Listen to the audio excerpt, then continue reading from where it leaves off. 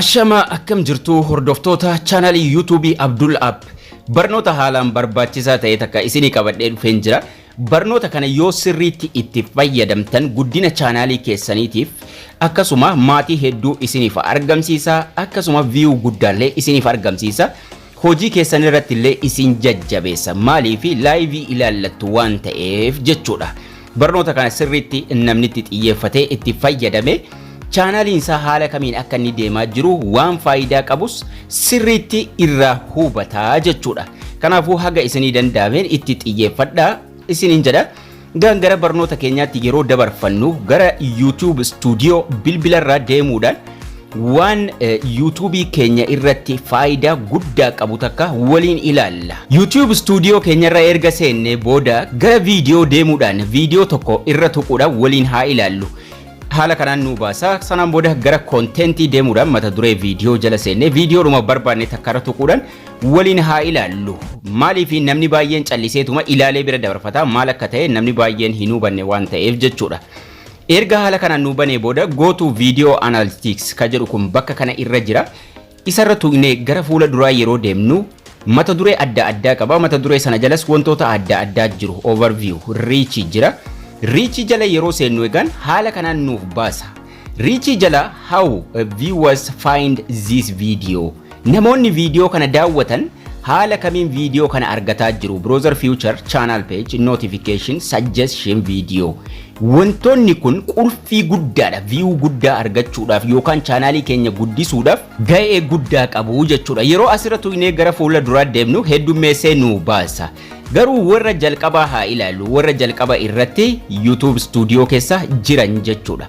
Warri jalqabaa kun akka chaanalii keessaniitiin ka adda addaa ta'uu mala. Garuu viewers yookaan namoonni viidiyoo kana daawwatan haala kamiin daawwataa jiru. Browser feature jedha inni jalqabaa.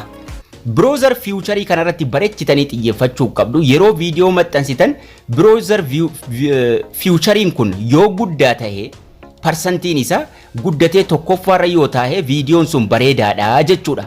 Parsantii 34 amma xiqqaadha garuu isatu tokkoffaarra jira. Browser feature kun yeroo mara guddaa ta'uu qaba.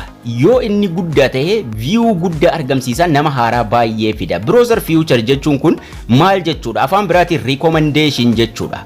Recommendationii kana gara YouTube deemnee waliin haa ilaallu. Yeroo namni tokko YouTube irra seenu jechuudha. Akkuma YouTube irra seenee fuula duratti namoonni isin maatii taataniifis kan hin taaneefis viidiyoo adda addaatu akkuma isin asirra seentaniin dhufee isinii ba'a. Yoo namni viidiyoo kana irra tuqee daawwate browser feature jedhama. Kana jechuun YouTubetu fuula kanarratti beeksisee jechuudha. Fakkeenyaaf yoon asirra tuqee taphachiise browser featureidhaan taphatee jedhama. Kana argachuudhaaf immoo maal akka gochuu qabdanis isa waliin ilaalla. Inni lammaffaa channel pageidha. Channel page parsantiin inni achi kaahamu fakkeenyaaf namni tokko maqaa channelii keessanii sarchii gochuudhaan isa haa ta'u garuma taheen chaanalii keessanii irra seenuudhaan gara chaanalii keessanii irraa viidiyoo ta'e dhufee barbaaduudhaan yoo chaanalii irra seenee viidiyoo ta'e irra tuqee daawwate channel page waan jedhuun galmeeffamaa jechuudha. Parsantiin isaa channel page isa jedhu kanatti galmeeffama.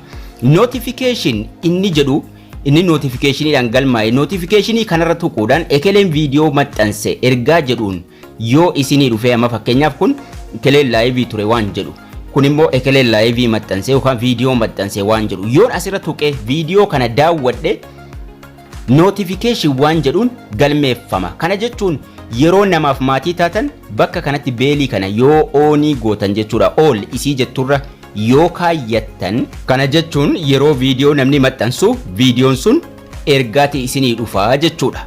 Namni ta'e viidiyoo maxxanse jedhee isinii dhufa. Yoo karaa sanaan viidiyoo namaa daawwattan notificationii irratti galmahaa jechuudha. Yookaan immoo yeroo gubbaadha bilbila keessan gada xooftan achi irrattis isiniif dhufa ekeleen viidiyoo maxxanse jedhee. Kana jechuun notificationiidhaan daawwattan yoo viidiyoo sana akkasanatti daawwattan notificationii irratti galmahaa jechuudha. Ammallee isa faayidaa qabu keessaa inni guddaan suggestion video. Suggestion videoon amma arfaffaarra jira kiyya. Suggestion video jechuun fakkeenyaaf viidiyoo nama tokkoo daawwata. Yeroo viidiyoo nama biraa daawwattan jala isaatti viidiyoolee adda addaatu dhufanii bahu. Jala kanatti jechuudha. viidiyoo nama tokkaa daawwata. Viidiyoo adda addaatu dhufanii asii bahu. Viidiyoo jala kana jiran keessaa yoo tokko daawwattan YouTube'n walitti aansee beeksise suggestion viidiyoodhaan parsantii hamma kanatu daawwatame waan jedhu YouTube'n galmeessaa jechuudha. Viidiyoo as jala takkallee yoon tuqee irra daawwadhe suggestion viidiyoodhaan daawwatame jechuudha. As keessaa egaan inni faayidaa guddaa qabu browser feature suggestion viidiyoo. Browser feature'n kan YouTube'n nu beeksisu akka YouTube'n nu beeksisee hoomii irratti nu gadhiisee namni baay'een irra tuquuf jalqabni viidiyoo keessanii baay'ee bareedaa ta'uu qaba. Akkasuma suuraan isin fuula durarra kaayyattan thumbnailii nama hawwatu ta'uu qaba. YouTube recommendationiin kuniif YouTube browser feature'n sun tokkichuma. Kana jechuun YouTube recommendationiin maatii danuu fida view danuu argamsiisaa jechuudha. Yeroo namni baay'een irra tuquu eegalu YouTube'n nama maatii isinii tahes nama maatii isiniin taanettis hundattuu beeksisuu eegalaa jechuudha. Akkuma yeroo YouTube keessan irra seentan hoomii irra seentan namni isin maatii taataniifis kan hin taaneefis viidiyoo baay'eetu dhufee dura kanarratti bahaa jechuudha. Viidiyooleen sun viidiyoo YouTube'n beeksisaa jiru kan namni baay'een irra tuttuqaa jiru jechuudha. Viidiyoo naannoo isin daawwattanii wal fakkaatu wal fakkeessee YouTube'n heddummeessee fidee fuula dura kana kaahaa jechuudha. Kanaafuu akka namni baay'een irra tuqee browser feature'n keessan ol guddatuuf viidiyoo babbareedaa maxxansuu qabdu. Suuraa keessattuu suuraa fuula dura taa'ee mul'atu sana suuraa bareedaa irra kaahuu qabdu jechuudha. Akka namni baay'een irra tuquuf yeroo irra tuqeeoo itti gammadee aganni daqiiqaa 3-4 daawwatuuf keessattuu jalqaba viidiyoo keessanii haala nama hawwatuun hojjechuu qabdu jechuudha. Kanaafuu itti fayyadamaan isiniin jedha. Namoonni baay'een ammallee chaanaalii kiyyarraa viidiyoo argachuun isaan rakkisaa jira. Mata duree kana jala yeroo playlistii irra seentan warri haaraa seenaa jirtanis warri duraan jirtanis salphaatti seera YouTube barachuu barbaaddu taanaan seera YouTube jedhee viidiyoo 4tu as keessa jira kan namni kamiyyuu beekuu qabu jechuudha. Yeroo irra tuutan viidiyoo 4 isinii baasaa dhimma seera YouTubetiin wal qabate jechuudha. Mata duree dhuma playlistii jala ammallee yeroo duubatti deebitan akkaataa copyright YouTube itti sirreessan yeroo copyright nu adabee jechuudha. Viidiyoo 7 keessa jira. Barnoota AdSense wal qabate viidiyoo 33 keessattuu namoota moonii tahaniif jechuudha. Barnoota StreamYard nama live YouTube irratti seenuu barbaadeef innillee mata duree qobaatti viidiyoo 8tu keessa jira.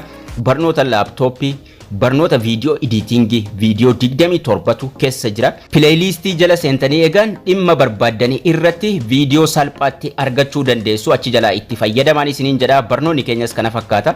Haga barnoota kutaa ittaanu walitti deebinutti turtii gaarii nagayaan tura.